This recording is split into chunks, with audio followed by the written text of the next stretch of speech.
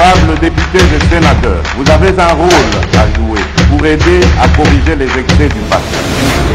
Vous les collègues du Grand Kivu, quittez les groupes armés, je vais le dire.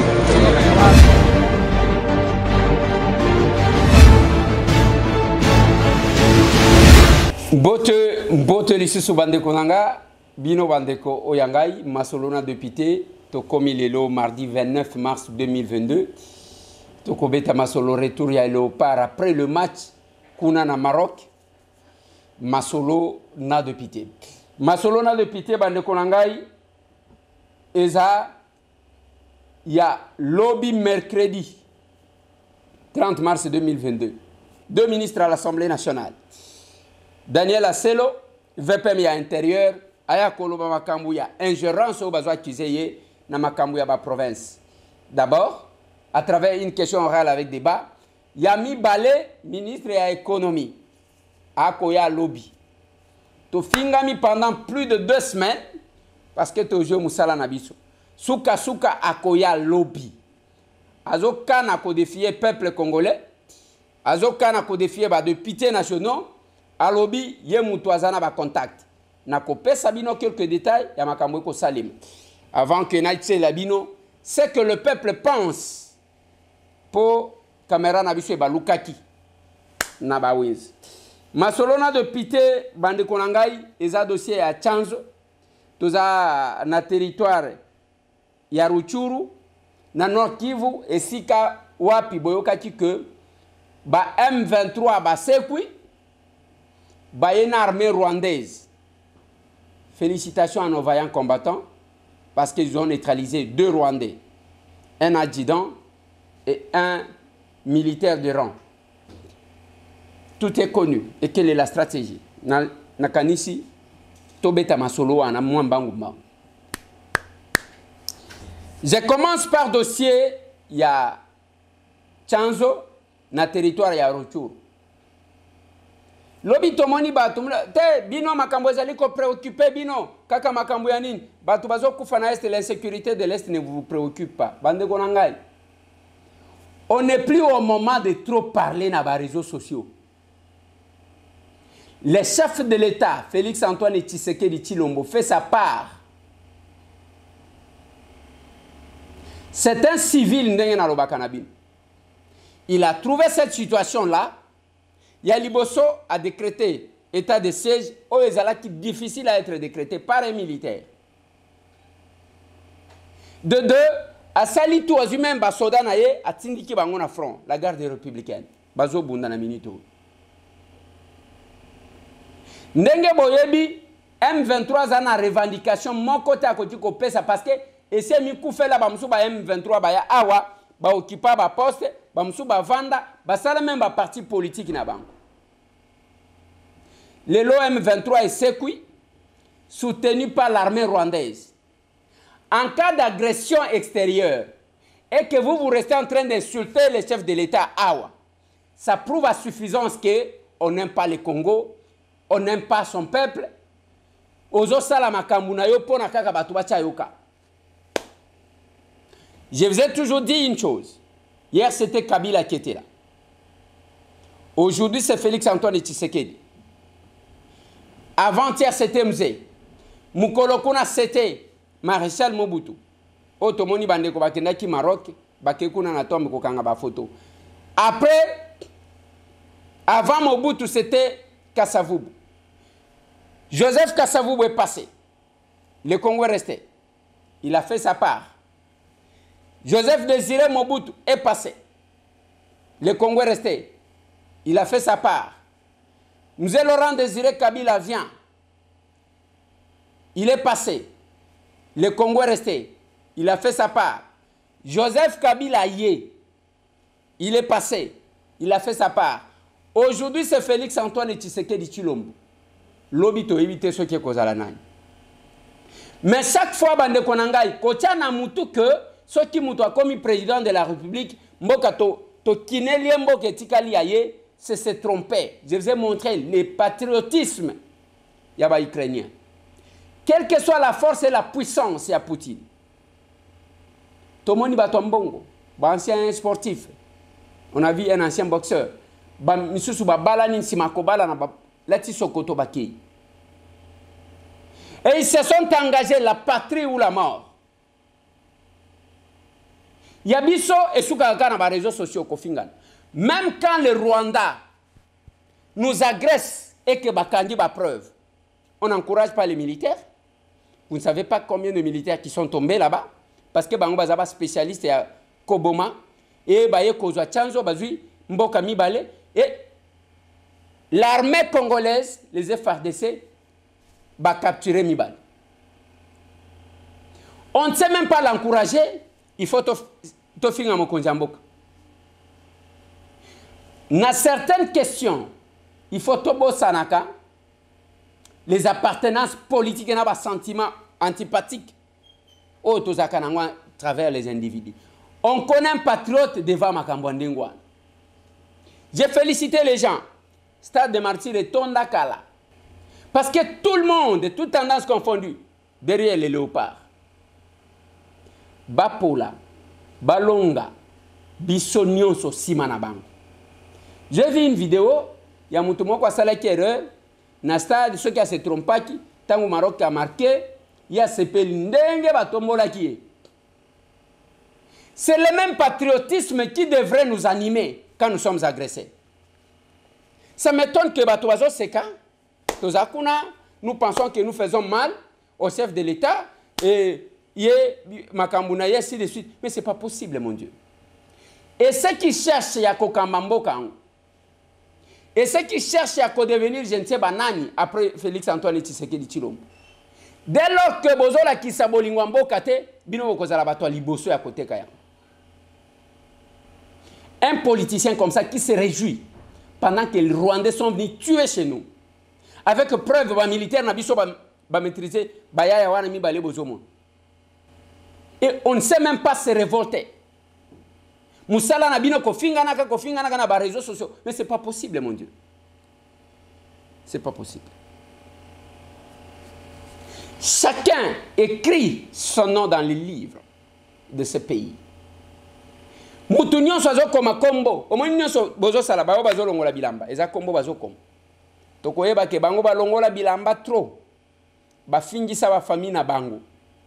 Ba o musana na bango la muki a publier zo luka ba client na Facebook e kotika la nengwa. Ba o ba finga ka ko finga batu e kotika la nengwa. Ba o ba somba quand même na mbongo muke e kotika la kaka nengwa. Je l'ai dit bande konangai. Boyo ke loko na lobi na ba collègue na ba député. Na lobi na bango chers collègues. Histoire ezota la biso. Ba congolais bazota la biso. L'interpellation ya ministre ya économie les acharnements contre yete. Assez le VPM ya intérieur à koya lobi kosamba. Mais Jean-Marie Kalumba boya na ye. A défier biso aloba mukubwa bati eko ako. Ce que j'ai dit là, je vais inventer le mon côté. Mais tant que vous priez Zomata, bazo finga chef de l'État. Le lot Sima et Mati bande konanga. Tolongwe na $8, to komi na 12.5 parce que balobi batie TVA. Raison yango. Sima et Mati. Mais il y a quand même les inconscients bazo somba na $100 à qui a lobby azo finga ba député. Azo finga biso. Biloko nyonso na wenzi, je vais vous mettre les éléments. Parce que quelque part là, les gens ne comprennent pas pourquoi nous menons cette démarche. Bao baza léger. Vous faites semblant parce que ba pèse $100. Ozobo sana que $100 rango wana okopesa mwasi na surtout ba o ba wayambara ba bota partout, ba bota na lobi ba bota partout, légèreté mon quoi ko sakanati. Ce sont les gens que le ministre utilise. Parce que ceux qui osent même na poste à copé ça moutoua qui n'est koloba. Talak paye moi charisme était. Hein? Personnalité contact dans une communication. Ce n'est pas bateau milangwa. C'est pas possible mon Dieu. Et parce que $100 rango ba pesi owa. Ceux qui ont payé moi si na yo kena wenz akozonga na combien? Biloko ezomata. Et là comme moment ko bazo brandir biso ba billet d'avion, nzembo comme ba billet d'avion. Avion boni ezali ko survoler. Je vais vous mettre Godem Poi, président de l'Assemblée provinciale à Kinshasa. aza professeur ya économie ndenge azoloba sur makambo ya ba billet d'avion azo rappeler oyo alobaka. Je vais vous les mettre, suivez-les.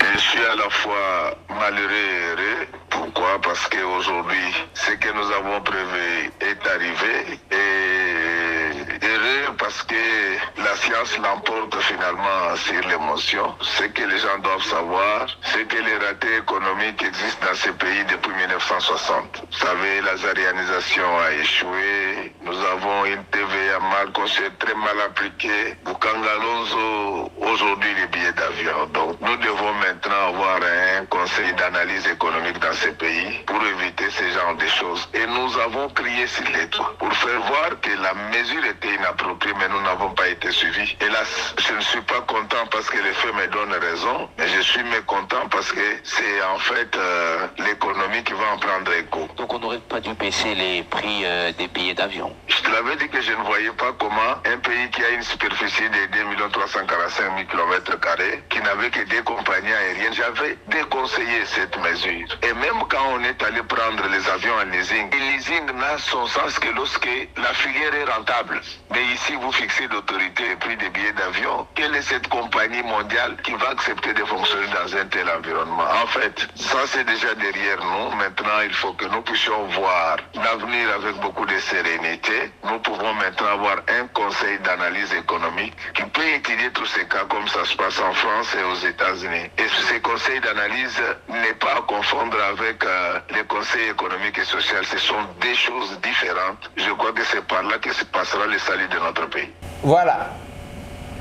Wana professeur Godin Poy, interrogé par Eric Ambago à Top Congo. Aloba des aventures de mauvais goût. Les lois avions et awapi. Billets d'avion, wana bozolo baba kitisi à kitisi. Avion et awapi. Même y'a ba Kenya et qui va récupérer yan. Et awapi. Balobi c'est une mesure inappropriée. Ce qui m'étonne dans ça. Baya yango yo batie lokola ba communicateur ya Kalumba.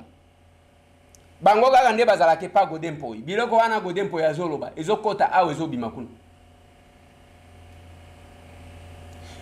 Nous devons arrêter la mendicité à Pamba parce que c'est possible de mettre en place une bonne politique économique pour que tout le monde se retrouve.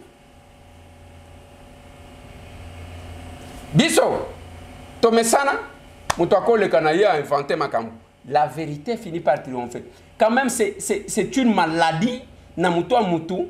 Il y a Moutouazo, l'obéla petit commerce, n'a commerce de détail. Et puis, il y a Zobimake, Basombi et pas d'étranger, Baso Pesaïmo. Mais ce n'est pas possible, mon Dieu. Je vis les mêmes messieurs insulter Bindoulé. Quand on a une éducation ratée, on se comporte comme ça. Mais quand on s'était, ce n'est pas parce que nous manquons de réponses, c'est parce qu'on peut répondre nanan. Les autres Andengwa. Lui-même, le ministre, père de famille, l'argent des Chichars, des Navis a été détourné. Ça fait très mal au cœur. Ça fait très mal au cœur. Nous parlons ici de 6 millions de dollars. Et le gouvernement namibien vient de nous écrire, le 15 mars, pour qu'on commence la pêche. C'est que l'argent de l'État est là. Je viens de vous dire que nous avons 150 millions de dollars, que nous devons récupérer sur les opérateurs économiques véreux. Ça n'intéresse pas. Entre 150 millions et 6 millions, je crois que le choix est clair. On doit aimer notre pays. On doit aimer. Il n'y a personne qui viendra construire ce pays si pas nous-mêmes, si ces opérateurs économiques qui ne veulent pas payer ce qu'ils doivent à l'État et se mettent à faire des manipulations. Je suis désolé. Ce qui est important dans la vie, c'est d'être correct envers soi-même, d'être correct envers Dieu, d'être correct envers ses enfants. Moi, je suis père de famille. Je suis un modèle pour mes enfants. Ce qu'on est en train de raconter des histoires, des mensonges sur un innocent, ils seront confondus par Dieu. Voilà. Wana ministre de l'économie Jean-Marie Kalumba Yemoko. Na lingina zongela bino maloba na ye. Alobi que aloba tiango na Top Congo. Alobi que biso tozali awa balobi ke na yibi 6 millions de dollars alors que ngana lingi nazolandela batu pour que bafuta na l'état 150 000 dollars Donc, entre 150 000 $ na Zolanda, na 6 millions au balobi ngai na lobby. 150 millions de dollars au na Zolanda. Na 6 millions au balobi que ngai na yibi. Le choix est clair. Donc, ezolinga koloba que lokola Zolanda nyongo ya 150 millions de $. Il faut que tu aille à 6 millions. Bande konanga. Likambweza kaka pona ba Chenchar te. Chenchar makamwa 6 millions de $. Monsieur le ministre, ce qui ozo mona que lokola bino bozwi mbongo to mona okenda maniema ozo pesa ka $100 na mwana nyonso. Bino bozana ba mbongo ebele boyebi place bozwa yango. Ce qui ont banalisé 6 millions de $, que entre 6 millions de $, na 150 millions, oh ya nyongo na Zolandela. Depuis que vous êtes là, vous avez récupéré combien? Vous avez fait croire que vous avez travaillé pour l'intérêt des Congolais. Yebi sangai ba opérateur économique ni Congolais yo zana bangu. To si to yeka ta déclaration à opérateur économique moko azo soutenir yo nani aza côté ni. Fait que baza contre yo. Les opérateurs économiques, association des opérateurs économiques congolais, baza contre yo. Tous les syndicalistes, tous les Congolais baza contre yo. Nakotia élément awa. Ya wenze. Sauf baoyo, ozo pesaka bango mbongo. Même awa, vous taxez de députés d'être manipulés, mon Dieu. Ça c'est scandaleux ça. Un membre du gouvernement a zaloko la moine vis-à-vis l'Assemblée nationale. Mais tous à niveau, il y a que un monsieur se lève, il taxe le député de manipuler, s'il vous plaît. Nous sommes la représentation nationale. Bah, tout aux représentants de ba autocopé Sabino. Na côté la bino élément.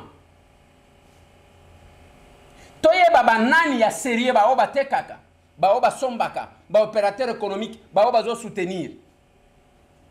Ba ça côté ni.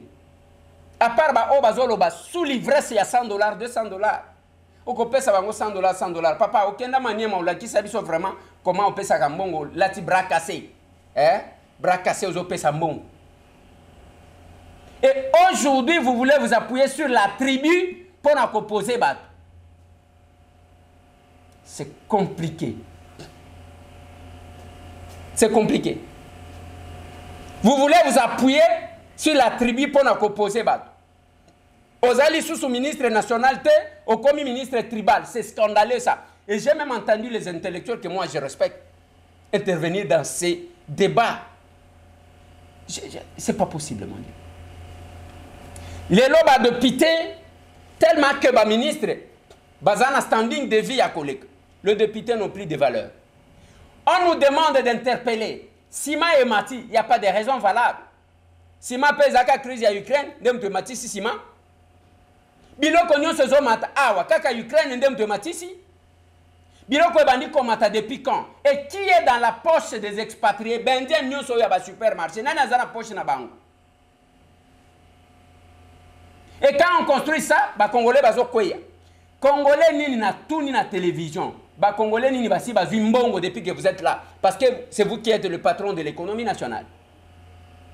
Yomoko ano komi mo lobby ambisi. Yomoko ano komi ministre du commerce extérieur. Yomoko ano osa tout. Quand ndenge bolingi bo diriger les deux chambres.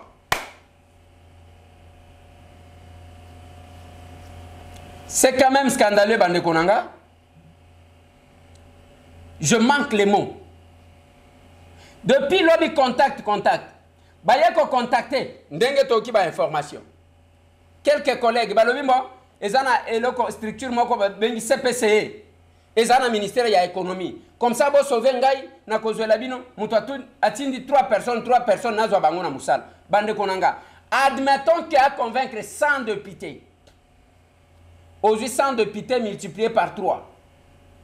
Nous avons 300 personnes qui ont flanqué la structure où on a contrôle, on a paye. Il y a un ministère. Voilà là où nous trouvons des nombres pléthoriques. Il y a ceux qui a promettre 100 députés. Parce que nous promettre bon. Et depuis l'objet que nous apprenons, ils ont contacté individuellement du répertoire de tous les députés. Abengi, Ndukuyangu, Ndekonangai, Bolimbisangai, ainsi de suite. Mais entre-temps, Mais j'ai dit à mes collègues députés, j'ai dit aussi au peuple congolais, moi je joue ma partition. Bindoulé joue sa partition. Kodoro joue sa partition. Kalonji joue sa partition. Martin Tipama joue sa partition. Boka Sabaoudian, Nenge Tozawana Tozawa Belé, je ne saurais pas citer tous les 70 députés d'abord qui ont signé et les autres. Mais Bao Bazali qu'on contacté individuellement. Nous sommes au courant. Mais le peuple nous regarde. Mais ce que je vous dis, retenez, prenez cette émission.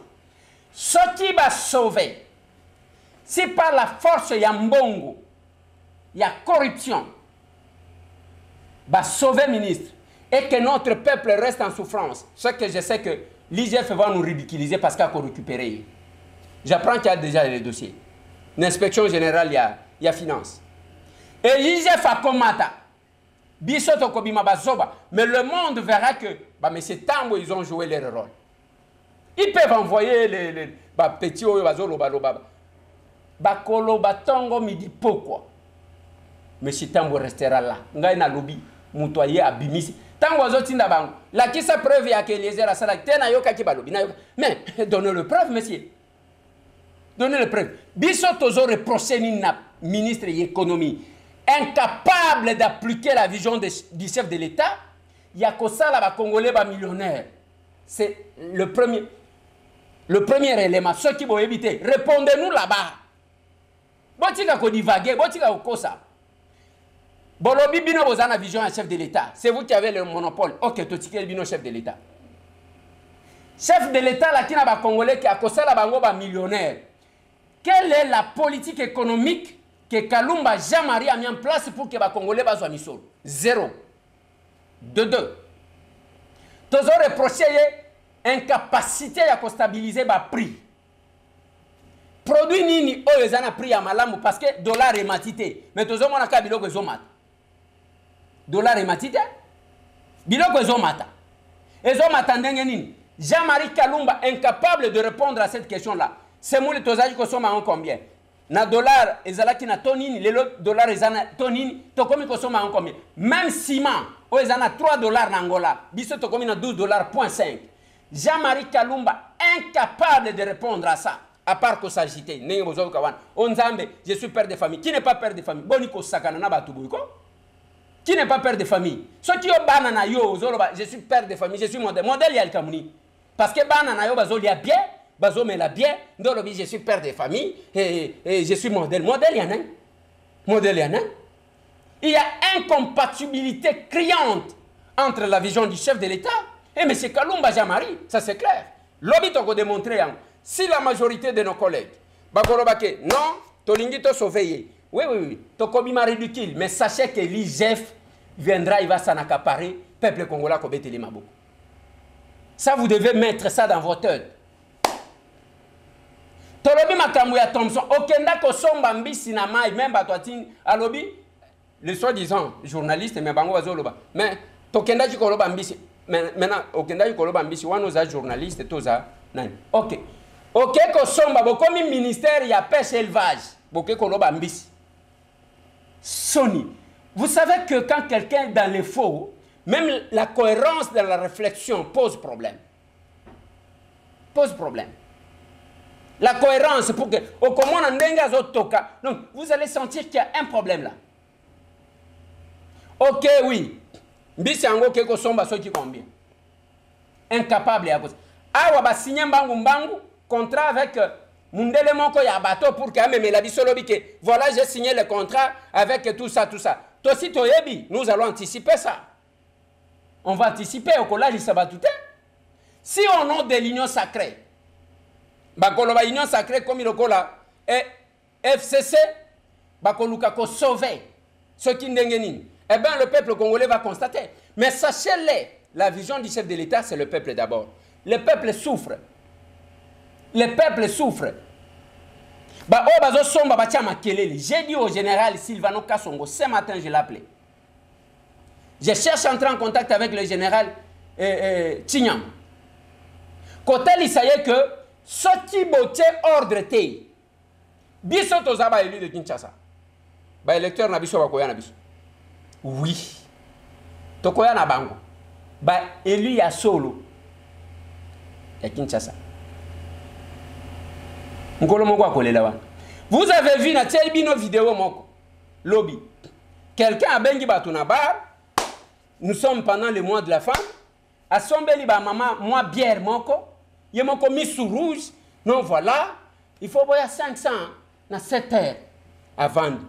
Est-ce que vous connaissez la valeur ya ba maman wana? Combien elle souffre ces maman wana pona kolisa mwana na ina mapa koteka. Na mikate. Na ndunda koteka et vous les appelez baza manipulable ba koya kuna mo ebeti bango ba komi kaka boy. Baka matanzela pona 2000 francs. Tenter, il y a pour travailler pour l'intérêt du peuple. Donc vous allez sous-tenter pour travailler, pour répondre à la vision chef de l'État. Vous allez être esclave. Il y a la députée nationale. Voilà pourquoi. Nazoyebisa maman, ma grande mobilisatrice, maman Coco, maman Vanessa, maman Evana, maman Nozo, comme le leurs actes autour, il y a moins de la femme. Nasengi na ba maman. Aux à la 500, on bien 500 maman, mercredi le 30 mars. Mercredi le 30 mars, ma maman bosse à la belé plus de 500. Tout le monde a parlé du peuple. Les aboyés.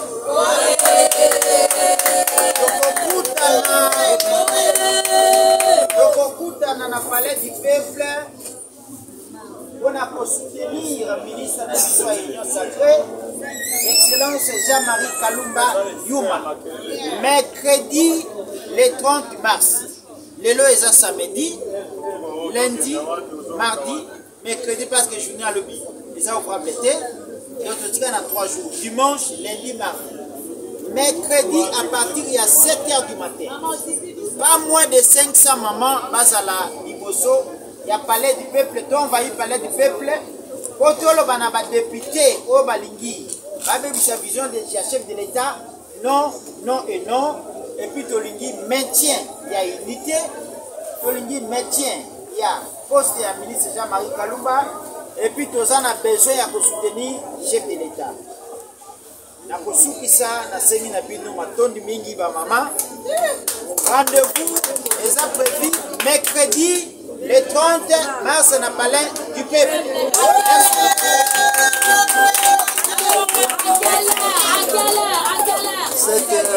À 7 h du matin.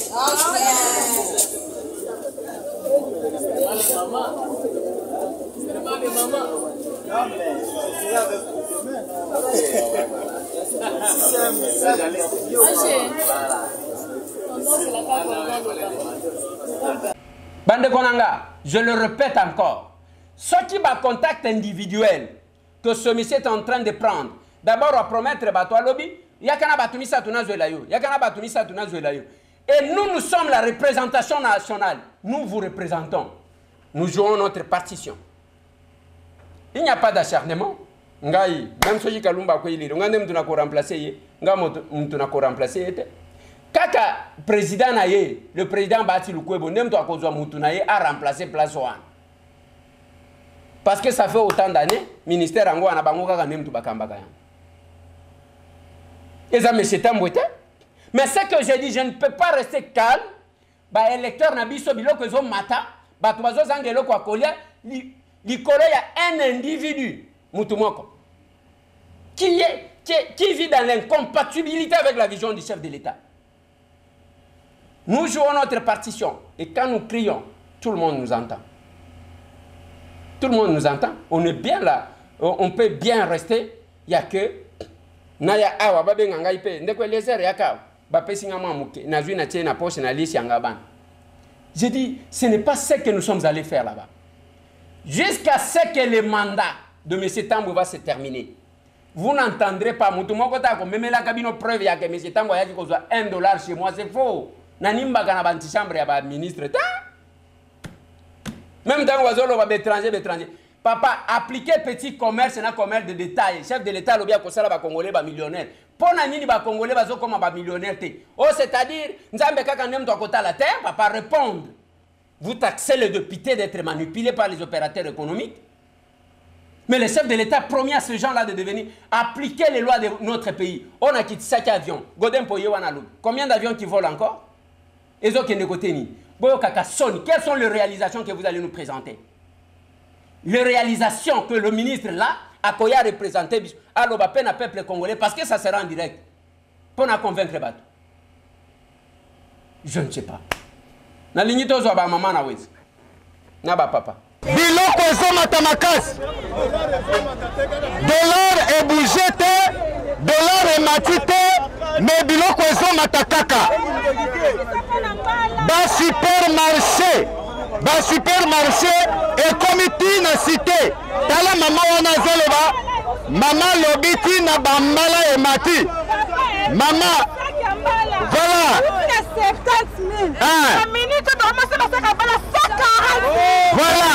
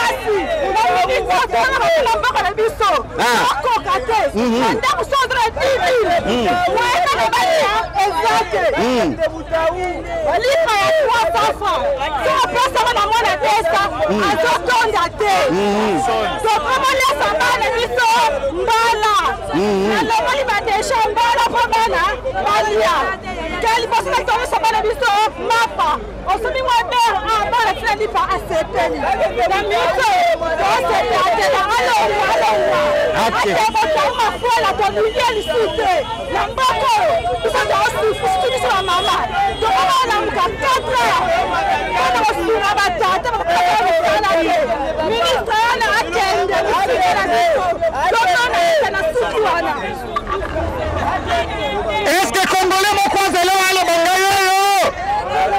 Est-ce que Congolais mon croisé là ayabi sanganga yo? Loba na zamona kolo lupangu. Loba na zamona kolo lupangu. Ministre ya économie face à la nini? Ministre ya économie face à la nini? Mercredi oyo na ngonga ya 9h. Mercredi na ngonga ya 9h. Eza na ndambu ya ba députés nationaux. Oh bayoki mbela ya peuple. Bayoki mbela ya peuple. Balobi tokoti makambo yango. Esengeli na ministre wana aya ko expliquer biso. Mbongo ya Thomson ekei wapi? Bayebisaki biso tokolia Thomson na 1 kilo na 2000 francs. Nani asomba Thomson na 2000 francs 1 kilo. Soki kanda karate. Yango wana mercredi le 30 papa ministre ya économie manda biso naye abu ya. Donc commerçant Telema, commerçant Yebela, ngonga ekoki poto bengana tata wana. Biloko ezo matatal, mais maman wana azo faire l'autre Aza ministre Oya Wuti et pas Bahati FDC. Bahati depuis la ministre à l'économie. Ayebi na économie ne ba yibaka. Bendio ba osaka mso pona Bahati lukwebwe. Ngana olo bango eza solo. Ba vanda ki réunion ba bimisi ba député Bahati ba bini ba protéger ministre économie pour la haute na FDC. Eza vrai. C'est akende ministre économie akende. Papa, sori na kata mboka. Bato bazosila kokufa likolo ya mbongo. Talanga sikola lingana kuna mobali na ngungo mobali azana koma. Kozangisa mbongo na bango baye kokutaka mwa mbongo ba fonctionnaire bazozwa. Na ndenga baye bakumi kokata na ba nani salaire de base ezate bandako ba bimisi biso na hôpital balingo ya mabiso te pona tina gouvernement moko ekufa epola bango bayeka pona tina ya intérêt na bango bayebi biso population te bayebi biso atapa tozo kufa koleka oyo ezalaka wana me tolobaki totia mwana mboka mpo biso tosepela bongo mwana mboka ye biso koboma biso aza ata na boningo na biso te aza na suivi na eloko moko te bien sûr est ce que nyonso oyo biso tozovivre ya yoka yango te ye azali koyoka azali kosalaka semblant azokende kaka kosala likolo bongo na se babanaka nanu makambo fondation ebanaka na se bongo ekende likolo. Voilà mama banda ministre wana akoti na musala yosi otie provision na ndako ya osombi biloko na sac. Papa, ngana no salaire, banaka ya kote salaire ezate. Ngana kotia provision na nini? Nzala bana tonga wana te loko moko te. Mwana paye moya kokota classe ezate. Provision saka fufu ekomi na 150. Ekola fufu ekomi na 1500. Bongo na kosoma na nini? Bolingi bango nyoto balonga Loba sikoyo olingi ministre wana ya économie akozala na parlement mercredi yo osengi nini na ba député pour na ministre ya économie wana biso tozoya kuna wala batransfer na nzela tala lipa ya 500 tala lipa ya 500 biso tozoya alongo yayo na pole intero ya ndako na yele famille tala intero batute tala lipa ya 500 oyo kopesa mwana oyo Ok, merci beaucoup. Papa Mbote. Papa, yo le bini pour la makambo ministre de l'économie. En tout cas, ministre de l'économie, tu as ça le ça fait maintenant 3 ans, plus de 3 ans, Félix a le pouvoir. Il y a ça, Moutou a sablé pouvoir, il y a Félix. Donc Moutou a il faut l'ongwa. Biso peuple, tous les bateaux, tous les bateaux sont comme ça. Kalumba, à cause de Biso, il y a Thompson, il y a Banini. Il y a beaucoup de Thompson, il y a beaucoup de Thompson. Moutou a le vol, on va le cas, la vie papier, il y a Kuna. Alpha Longwa, comme les assos Kalumba, à Longwa, à son mérité contre la ministre économique. Moko, le bon souffle, le mataboïté. À Longwa. Pour Félix. Est-ce que mercredi, parce que Babengi si on a parlement mercredi, parce que Babengi ça qui est la liboso aya ko expliquer ayete. Mercredi Babengi est pour na kolongola ye, yo lobini no kozala. Mais c'était assez rebelle. Azo boya boyana Babengi la pas convoquer. Alors le col balingi balongola ye. Biso peuple tout ça.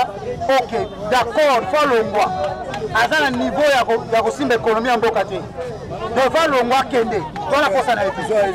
Merci. Maman. Oh tata, yo lobini ni makambo ministre ya économie nde ezali awa, il faut alongwa mercredi yo lobini. Bon, biso to za posa penda pour la coquine et le côté. Nous mo bozo tango bozo mona. eloko na mboka ekoma lelo emati lobi emati donc tozokomprendre te ntina na ye batia ye wana asala na ye batia ye asala ye kusala nini eloko moko azozwa te solution moko azozwa te ministre tobanda mwa baministre azotambola azoverifie na baplace na babiloko ezotekama azokende mpe azozwa solution yango boyeba na batia ye avanda na ye kaka donc ekipaka te eloko moko te biloko ezobata tourne bon etonia mpe aposa na ye mpe ande baoto mpe alungwa tika na place wala oyo mpe akoya soki tokosepela na ye akosalela so kitoko atikali wana. Merci beaucoup. Oh, mwana mboka na osombi boro na combien? Mwana eloko oyo soki oto mosusu bateka yango 3000 oyo oto mosusu bateka 1500 oto mosusu bateka yango 1000 francs botoyebi te estce économie ya mboka yango eza bongo sikoyo okanisi mingi parce que ministre ya économie akozala na parlement mercredi yo likanisi na ye eza nini mpo na ye alongwa to atikala kompeta alongwa akoka te peuple congolais basofrir eloko moko na ishasa bate yango na 4 puissance afrique okoki koto 2000 okoki koto 3000 okoki koto 5000 est-ce que ezala bongo même na l'étranger eza bongo te sikoyo message nini okopesa bakongolais mosusu oyo bakolanda yo mpo la journée ya mercredi le 30 akozala na parlement yo opesi message nini omesa mpe ya peuple congolais balongola ye akoka te po tosouffrir tande tosouffrir nga na ye na cope oyo etali biso nyonso lisolo ezali awa eza ya ministre ya économie ministre ya économie tocomprendre cope na ye te façon na ye ya kosalela mosala tozokomprendre yango lisusu te commerce ya détail oyo ezalaki ya bamama na biso ya bapapa na biso ya zando akamati azongiseli nyonso na maboko ya bapaya bandingari bapakistanais baindien bango tu bazoteka na detail mbongo na biso ya Thomson toyokaki ti lelo tozomona eloko te nayebi te soki koto ya bacharcuterie oyo bino bosombaki yango na pala papa ministre ya économie po alobaki aye na biloko ebele lelo ndenge toyeboye toye kopesa bino sango moto aloba te ke o bokotela biso likambo oyo ngonga nde yango oyo mercredi le 30 na 9h donc après lobby na 9h tata wana akorépondre na parlement baoyo toponaki lokola badepute babengisi ye balobi aya tolongola ye mosala mpo oyo azosala ezalaka te biloko ezomata alors que dollar emati te sikoyo biloko ezomata na formule nini yango wana biso nyonso mercredi oyo lokola mutu moko tokende na parlement tokobeta mutu te tokofinga mutu te tokotumba eloko ya mutu te me tosenga kaka eloko moko badepute bolongolela biso ministre ya économie parce que bapapa na bamama bazokoka lisusu te voilà olobi nini papa voilà papa alobi fo baindien balibanais tous les ouest africains balongwa na détail mercredi nde yombe mercredi kozanga te zala wana na 9h biso nyonso toza bana kolo lupango babengaka Congo tokende koreklame tata wana alongwa na ministère ya économie po alakisi ke alingi congolais ata muke te. Voilà, ça c'est pas M. Tambwe, ça c'est pas M. Tambwe. Na kote la bino ba élément ndengwana na tieli bino ba opérateur économique na tieli bino tout le monde. Tango to bengi ba base to yebisi bango makambu nyonso oyo musala nyonso wana na ministre ya économie aye kopesa déclaration na ba média oyo biso to yokana kite na kati ya atelier wana akomi koloba o ba supermarché o ba bilamba ya luxe o makambo boy azo pesa ba étranger siko congolais akosala siko ndenge nini yango wana to lingi ete en tout cas il faut ayeba ke tozali na yeposa te lokola azali kosala ke ba commerçant congolais bazala ba pauvre en tout cas tozali na yeposa te alobaki makambo ba mpio diao mpio des awapi depuis l'année passée tomoni ba mpio de yete biloko ezaka cher ndenge balobaki tozomona eloko ata moko esalami te yango wana toyoko sala déclaration lelo pona kolakisa incompétence ya ministère ya économie. Démarche au bandeko ba député bazali ko sala niveau ya assemblée ezaki souci na biso mikolo na mikolo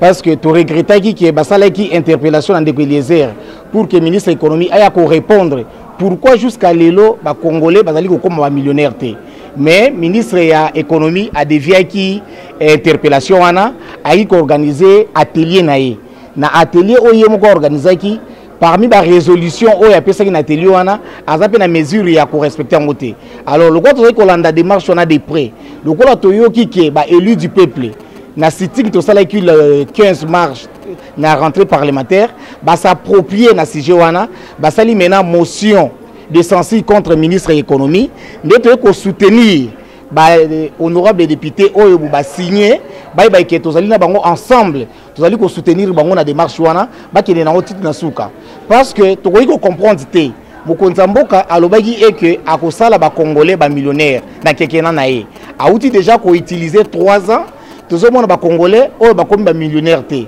nyonso wana c'est parce que ministre de l'économie ensemble na bato oyo bobaya bapona mboka na biso ba indien ba indo pakistanais ba chinois bazali ko mater biso na commerce à détail na petit commerce et sali que eza ko permettre te ba congolais ba s'émerger. Voilà pourquoi tout sangani awa biso ba congolais pour la soutenir démarche ba député pour te dire que jour il y a interpellation il y a motion de censure et à ministre wana ba commerçant na ba konyo surtout tokozala ebele na palais du peuple pour na kolanda ko témoigner soutien na biso pour que ba sanctionner ministre wana o azali ko marcher à la contre ya vision ya mokonza mboka. Il est seul sauf avec le léger wana azo pesa ka ba $100 $200. Ndengalo baki wana ke nous devons aimer le pays. Vraiment muto alinyi mboka ye wana. Muto alinyi mboka. Ozana banani ba kongolango ozana bango ozo sunga ke bazwa mbongo. Et quelle est la politique économique au en faveur na bango pour que bango bazwa mbongo? Incapable. Incapable. Lobito okuta na palais du peuple. Le ministre Asselo viendra répondre. Akoya ko répondre na question orale avec débat. Il accepte de venir répondre. Mais nous sommes en face, il y a tout puissant ministre de l'économie, question orale à boya ko répondre, question écrite à boya ko répondre, nyon so ba initiative à boya, to comme la motion de défiance, et vous êtes allés, il mobilise même sa tribu, c'est pas possible. Plus de 143 998 311 330. Bande Konangai. Bande quoi Lemba Imbu, je suis en train de travailler sur le dossier. Même ce matin, j'ai appelé le général Silvano Kassongo. Alors, binangake, basi bakoti, même bas militaire, qu'on a et pas les tout puissants chefs coutumiers d'Avin. Tozoya, on va faire quelque chose. Je venais encore d'avoir un message à Bande Kwalbumbashi. Attendez, il me parle d'une situation qui se passe là-bas. Bazo Senga implication na biso. Voilà. Ezama Kambuya spoliation. Baza côté à Kin Sever, na Lubumbashi. Voilà. Balobi boy. Batinde Lingai. Attendez, je vais vous balancer les éléments. Bomoni Batouana, Batongi, Tongi, ils sont plus de 300 familles. Baza na Lubumbashi, Baza na Kishasate. Baza côté à Kin Sever. Balobi, nous attendons de vous, cher honorable, si vous pouvez interpeller le ministre des Affaires foncières et son administration provinciale de nous trouver une solution. En tant que Congolais, nous devons nous aussi nous réjouir de nos terres. Mais aujourd'hui, les expatriés commencent à nous envahir de nos terres avec la complicité des autorités du cadastre en province. Nous sommes plus de 200 occupants que l'Indien veut déguerpir. Alors, oyo ezana Lubumbashi, eza côté à Kin Sever, neyo bozo monawan. Nakatanga kuna bazo senga biso to s'impliquer. Ils ont acquis leur parcelle en bonne et due forme sur la route Kin Sever à hauteur du 31e poteau. Les voilà à ces jours victimes d'une tentative d'expoliation. Ces paisibles citoyens sont menacés par un sujet étranger qui veut spolier leur concession sur une étendue de 10 hectares. Dossier à M. Rahim, soi-disant canadien et puis indien. Anakuya kuma pango yetu tushakutuluza mpango yetu tuna mamikanda yote bien complet, mais il arrive un certain jour on a tout mon policier kusema non atako pomona manyumba yetu tunekala kungambo ya quartier baluba tuku na mamikanda yetu. Déclaration tunafanya shie njue bakuwa bayone bashikie monsieur le gouverneur Kiabula Kato Wandani tuna monsieur le président de l'assemblée baba Kiungwa Kumwanza shie tuende kuiba bulongo hapana shie turuza tuna madokima yetu complet. Et ce monsieur, chaque fois, pourquoi il a tout déranger mon boulot et tout. Il est empêché de André Kassangoula est chef du village qui suit chez. Pour lui, les limites sont visibles. Ces parcelles ne sont pas dans une concession privée. Parce que kila mtu ana limiti yake. Oba nje besha kufanya nini? Besha uko nini kufunga fashi yao. Des maisons sont déjà érigées, certaines sont habitées et d'autres sont en cours de construction. Pani mpango yangu miruza. Niko na contrat ile kadastra ananipatia. Misha kuyenga minaisha hii nyumba munene, minaisha tena nyumba kiloko. Mimi naona tu paka ule bwana anakuya, anasema hii fashi yote ni yake. Hii manyumba yetu yote ni ya kupomona. Tunalomba tuishi musalama, tuko mu pays yetu, kubulongo yetu. Toutes nos tentatives pour joindre le présumé spoliateur se sont avérées vaines. Ces victimes de la tentative d'expoliation en appellent à la conscience des responsables des affaires foncières et sollicitent l'implication des autorités pour qu'ils soient remis dans leurs droits. Quand on porte un mandat national et quand on fait son travail, quel que soit mes opasouka. Ngana zolo banabato. Toza awa. C'est que moi, j'aime que les gens me disent. Monsieur Tambo, voilà, ma limite na yozaboy. Voilà comment devrait être un député. Comme tel, comme tel, comme tel, là où vous êtes. Et moi, je vais copier. Bande Gwalemba Imbu. Nakoyakuna. Je suis en train de me battre pour Naya. Plus de 143, 998, 311, 332. Lobby Tozana parlé du peuple. Le tout-puissant ministre Azoya, codifié, et les Congolais que vous avez écoutés, et les opérateurs économiques en particulier, codifié n'a pas de pité le représentant. Il nous taxe de manipuler. Parce que nous avons défendu notre peuple. Tout le monde.